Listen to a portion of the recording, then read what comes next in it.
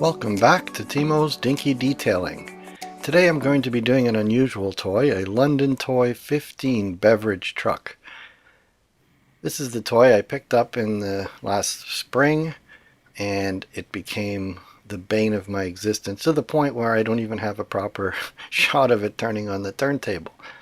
Here's a shot of me setting up the turntable, and I think I had the thing recording when I thought it was on pause, and I got it in reverse. So as soon as I got the thing set up, I stopped it from recording. So anyway, you get a very interesting turntable shot.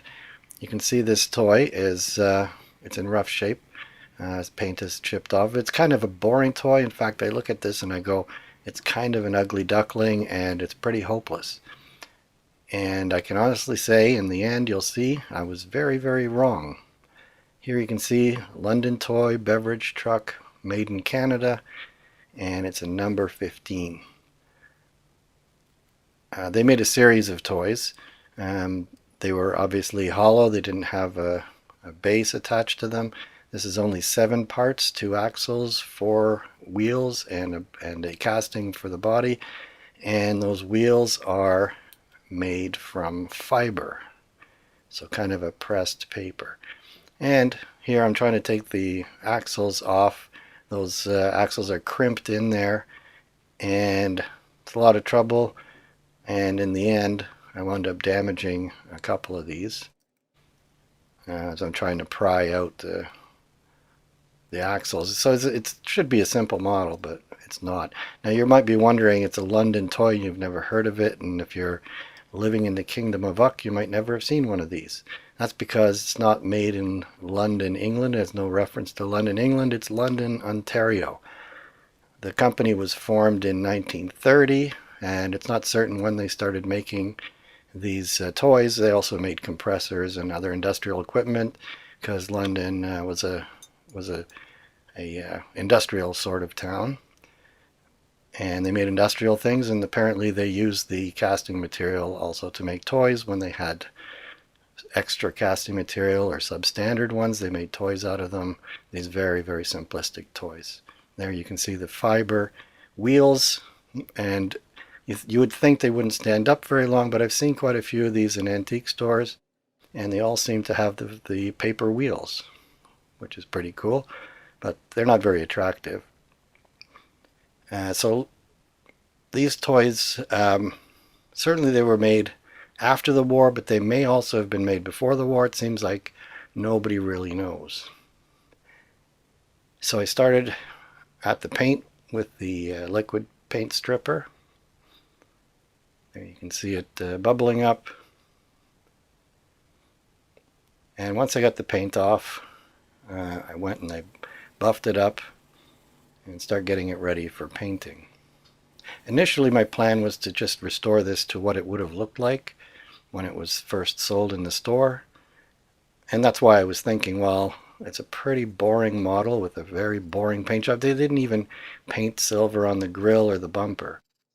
The castings are very rough, so I'm cleaning those up, and you can see on the roof it didn't go into the dye very well, and has left some cavity there, and a little bit in other places. So I filled those up and sanded them off.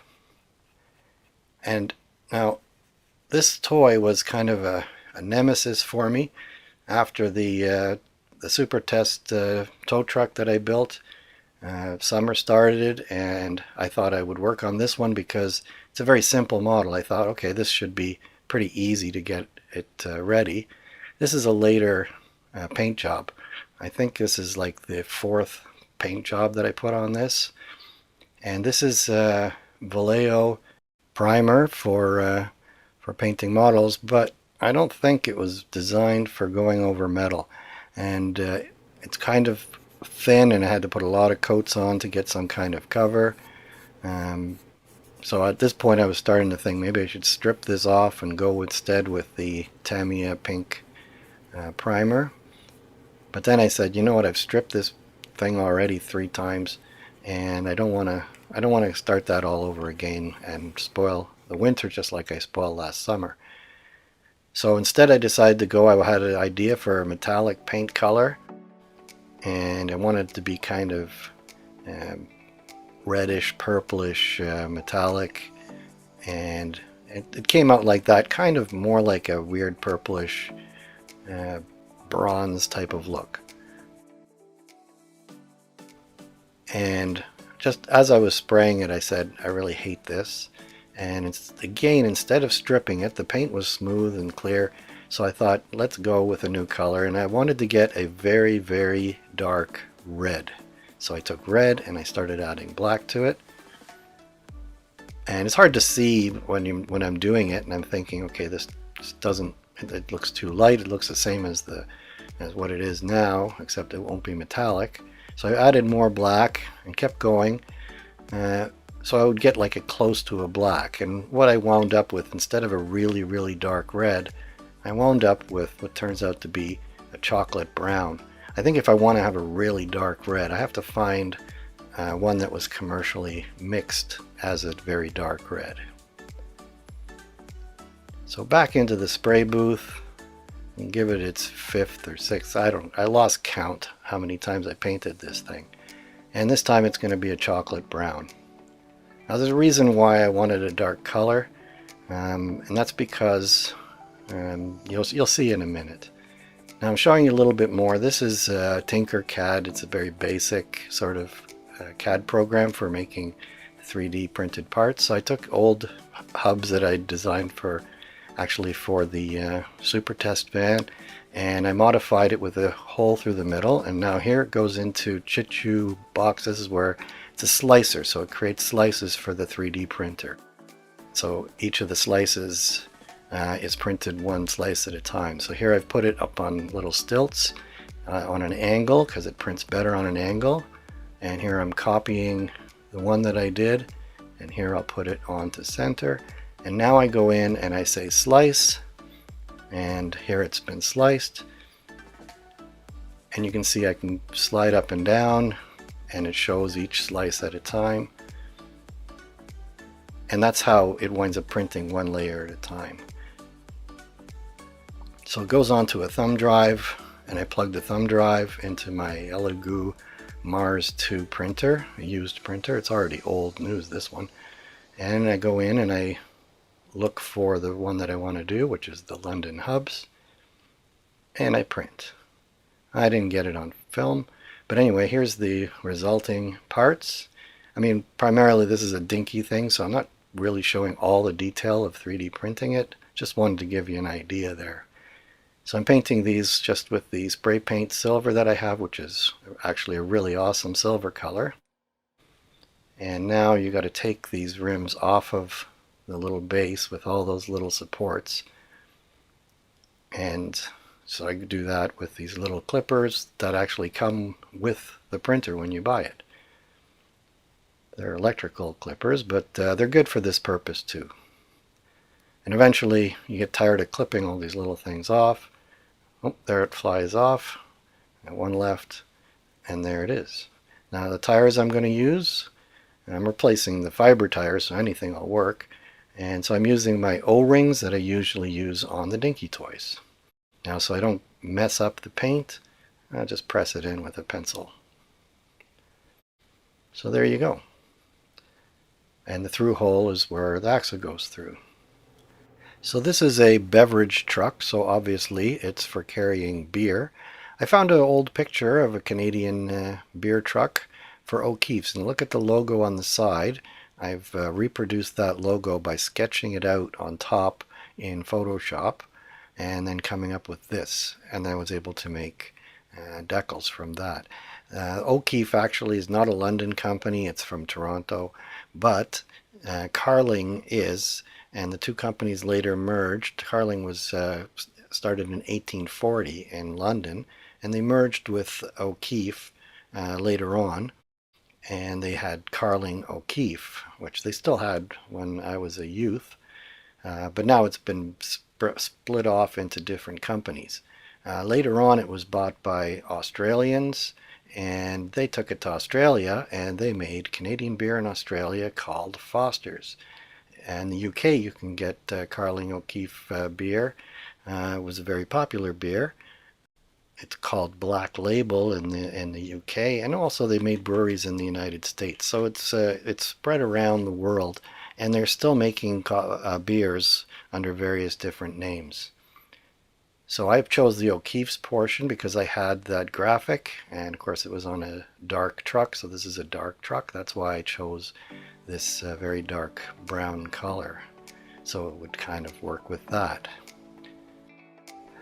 Now, since O'Keeffe and London Toy had existed in the 30s, I decided I would choose the date for this truck to be from somewhere in the mid-30s. It's kind of a modernistic design that could have existed before the war, because they started to make some streamlined cars and streamlined trucks, like that one, the image that this logo is from.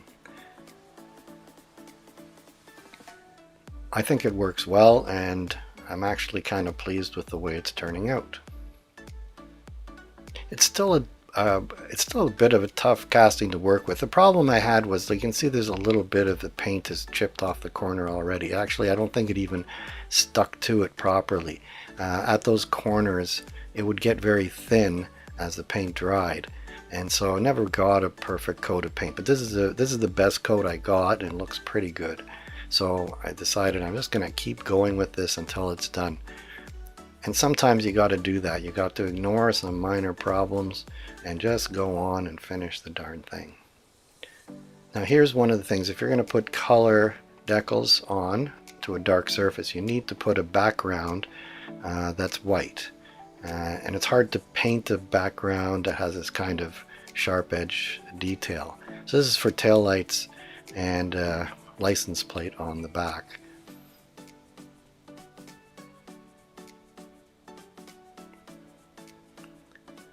So I get that on there, I let it dry, so that was a passage of time going on there. And now on a single piece the same size, I'm putting on the color detail, which is the tail lights and the, I believe it's a 1932 license plate. And it's hard to see, but those cool little lights I found on the internet, they have the red, but they also have a little word saying stop in the upper portion. So I saw that and I said, okay, that's what I have to put on this truck. It just looks cool.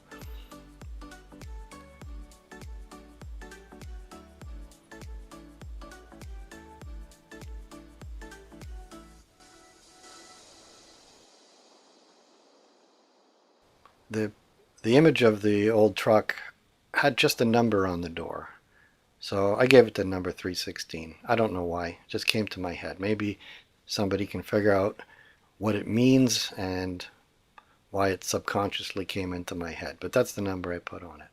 So I presume there's another at least 315 other trucks in this fleet. And O'Keeffe was actually the first company in North America to deliver beer with trucks.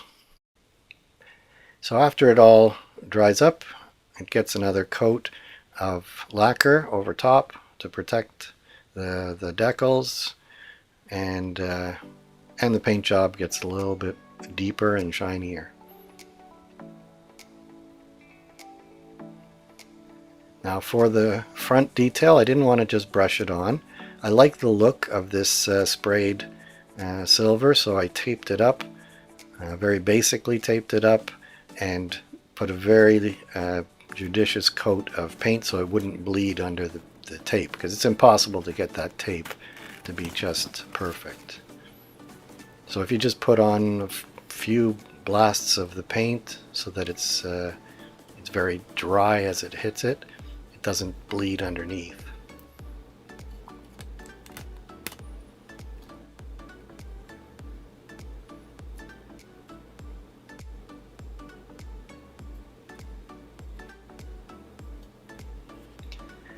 There's a lot of nice London toys out there. In particular, there's a model that's a pickup truck, which looks fantastic, and now I've got my eyes open for it because I want to get one.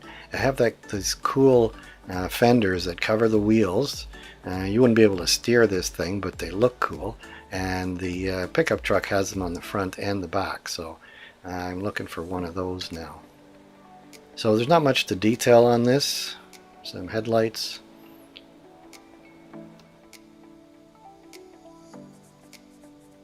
And that's about it.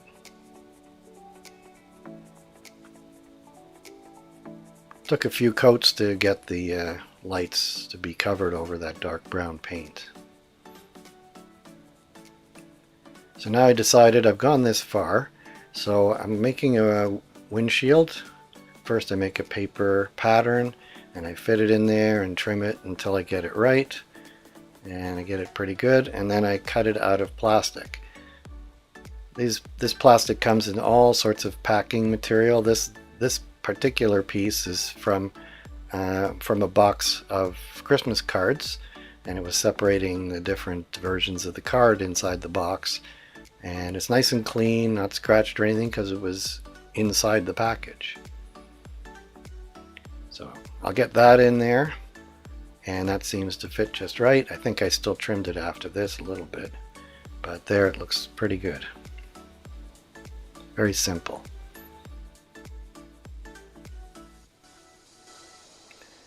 Now if I'm going to have a windscreen and windows, I'm going to need an interior. So I took an interior from the Super Test pickup truck and put the seats and the stick shift and everything into it, but I made a different shape so that it would fit into the body of the London toy. I only took 2 versions, so I'm getting pretty good at making these things, and it fits just perfect. There, now you can see that there's seats for a driver to sit in, and he's got a gear shift knob to change gears. Now I decided I wanted to have a very contrasty look by having absolute bright yellow interior so that it's easier to see on this model that has very, very tiny windows.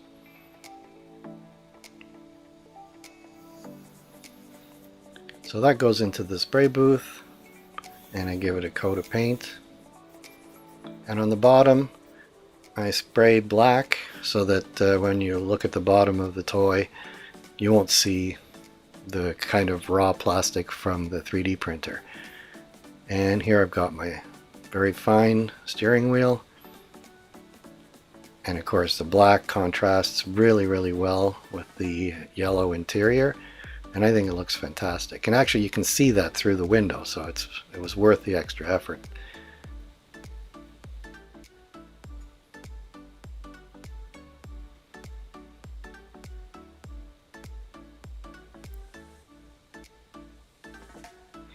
It's tricky working with these fine parts because you can't handle it with your fingers. You're going to break the steering wheel right off of it.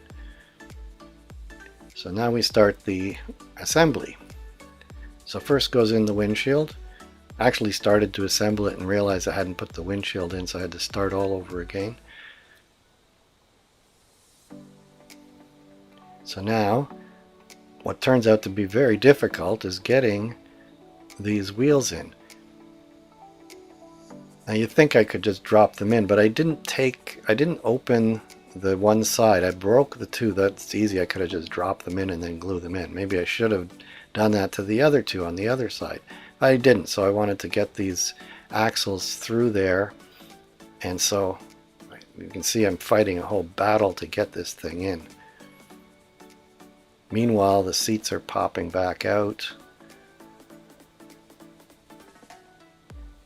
And eventually I get it in place, and then I can move on to the rear wheels.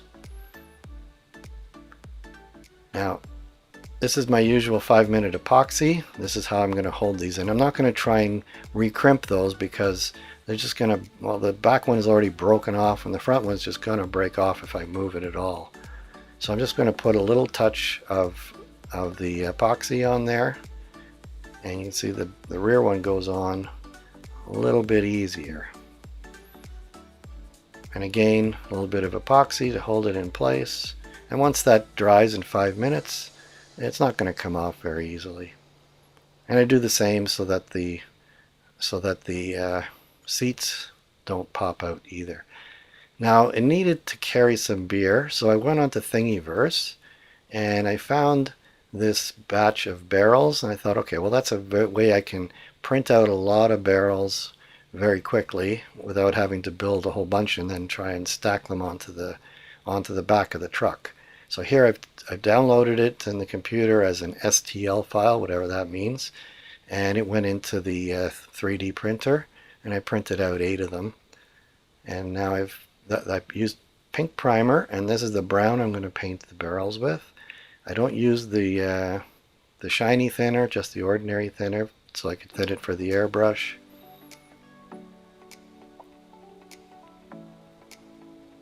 And I'll get a coat of paint on it.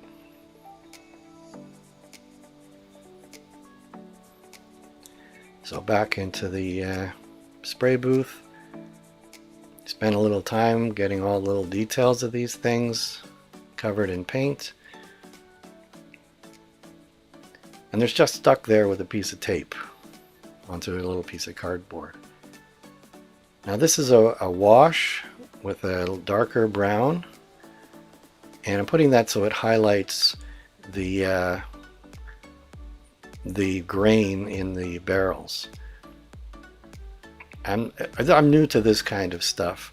It comes out a little bit better looking, but I wish I'd used a little bit darker color. Here's another trick. I discovered this one by accident. I was painting the bumper and the front grille of the truck with the silver, and a bit was on my finger. When I rubbed it onto the barrel, it just went onto the hoops. So I thought, well, that's what I want. So I've sprayed a little bit onto this stirring stick, and it takes a while for the silver to dry, even though it's there for minutes. While I'm doing this, it's still wet enough that it goes, and of course it's a flat surface, so it just goes to the high points, which is the hoops. So that gave it a little bit of a better look. And then these go onto the back of the truck using the 5-minute epoxy.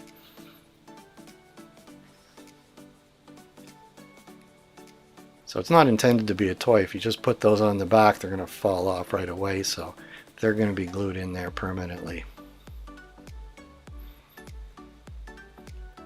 And with all of this stuff, a toy that I first thought, look at this thing.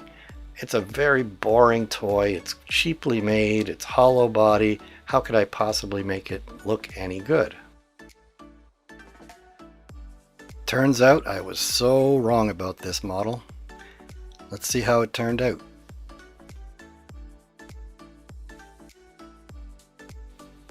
This actually looks like a very nice toy. If you saw this in the store, you'd say, whoa, that's really nice. The tires look really cool because they're covered with these skirts, or what do they call them? Spats. And covered with spats. So it's just the bottom of the tires and a bit of the rim is showing. And then it's got all these barrels in the back, and it's got the logos painted on it. If they sold these like this, they could have sold them for double the price, or almost as much as you would buy a Dinky toy for if you had something that looked this pretty.